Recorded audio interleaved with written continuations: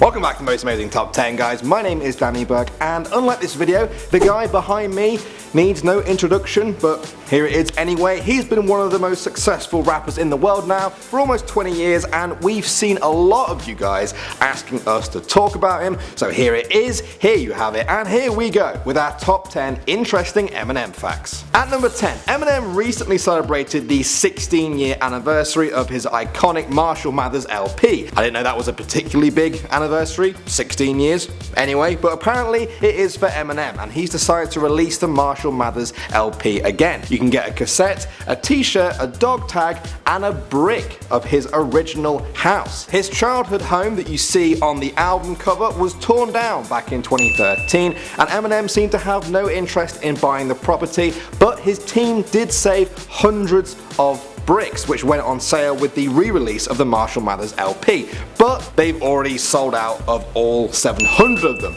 Sorry to get your hopes up, but you can still get the dog tags.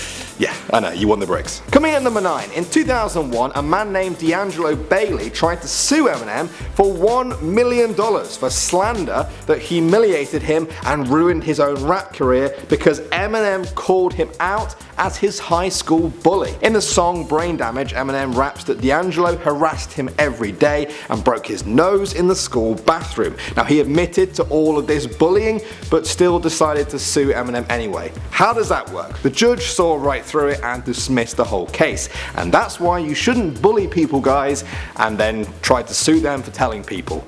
Yeah, just saying. Moving on now, the average labour that a mother goes through when she gives birth is about 8 hours long. At number 8, it took Eminem 73 hours to be born. His mother, Debbie Mathers Briggs, was just 17 when she gave birth to Eminem. The whole process was pretty traumatic by the sounds of it. Debbie herself described it as a living hell and said that she almost died from the whole ordeal. Now, Eminem and Debbie both made it through, but he was said to be a very sickly baby that needed a lot of medical attention. At number 7, Eminem has quite often talked about how his dad walked out on him and his mother when he was 6 months old, but in 2002 there was a bit of a spanner thrown into the works when the News of the World newspaper published an open letter to Eminem from his father. He said that everything his mother had told him was a lie and that she was the one that took off and left him, leaving him searching for her and his son. He said he had moved on, remarried, and had 2 children, and it wasn't until 2002 that his children pointed out that this up-and-coming rap star had the same name as their dad,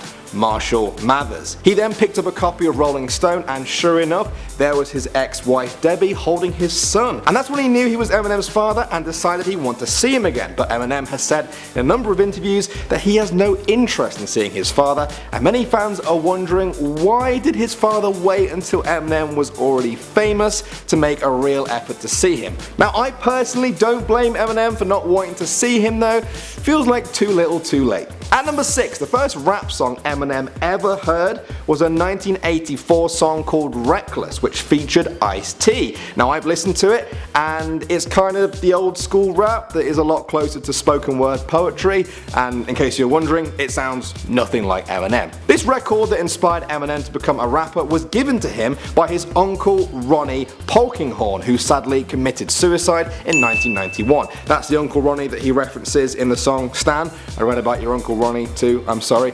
That's the one. I've said that lyric probably about 1,000 times and never known where it came from. Next up, for number 5, Eminem has OCD, obsessive compulsive disorder, which is where a person feels obsessively compelled to do something even if they don't need to, affects about 2% of all people, and Eminem is counted among that number. In an interview with Rolling Stone, he said his OCD was self-diagnosed when he noticed he had developed obsessive habits after he quit his addiction to prescription drugs. He said he will sometimes spend hours and hours tweaking with the sound on a drum snare by just 0.1 decibels because he wants it to be just right, even though he knows nobody will hear the difference except him. He said that sometimes the producers have to actually prise the album out of his hands to release it, otherwise he'd just be messing and fiddling with it forever. I personally feel bad for him. It is a disorder, but if your disorder is making your music perfect, that's not the worst thing in the world. Coming in at number 4 now, a lot of Eminem fans may have heard him reference his addiction to prescription drugs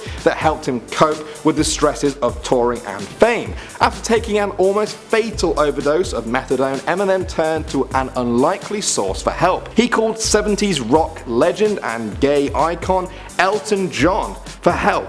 Eminem said he contacted him because he knew Elton had gone through substance abuse himself in his heyday. It seems that not only did Elton's advice help Eminem get clean, but they also formed an unlikely strong friendship, and Eminem said he still calls Elton for advice to this day. I'm happy that friendship exists. It's like Patrick Stewart and Ian McKellen. Nice. At number 3, Eminem has made it clear that Slim Shady is his alter ego, and a character that he created to express the darker side of himself. He began to turn to Slim Shady as an outlet for the frustrations in his own life as he battled drug addiction, poverty, and not being allowed to see his own daughter. He first thought of the Slim Shady character while he was on the toilet, and the first thing he did was get up and call everyone he knew to tell them about it. Moving on to number 2, Eminem said he doesn't know how to use a computer. In a 2010 interview with Spin magazine, he said that he wouldn't even know how to turn one on, and that the only YouTube videos he's ever seen are the ones that his friends showed to him. So how does someone, even a massive rap star like Eminem,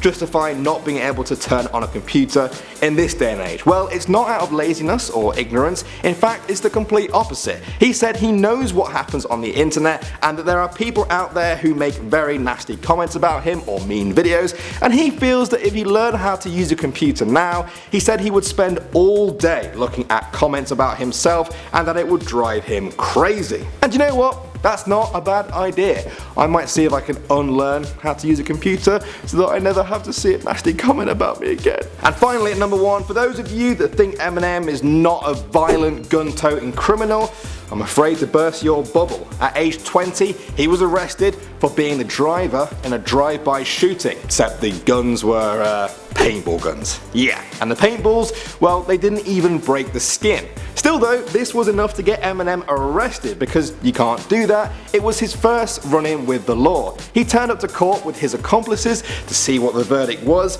but the victim was a no-show and the judge just dismissed the case. Well, personally, I'm glad that Eminem turned away from his life of paintball crime and chose to pursue a career in rap. It's been one crazy story so far, and it doesn't really look like it's coming to an end anytime soon. I love this guy. I know way too many of his lyrics than I'd like to admit, and I know some of you are probably the same. If you enjoyed this video and learned something new, then give it a thumbs up. It means the absolute world to us, and I want to know, who do you want us to cover next? Let me know down below. Make sure you subscribe, and as always, my name's Danny Burke. You can find me on Instagram somewhere down there, and I'll see you guys in a bit.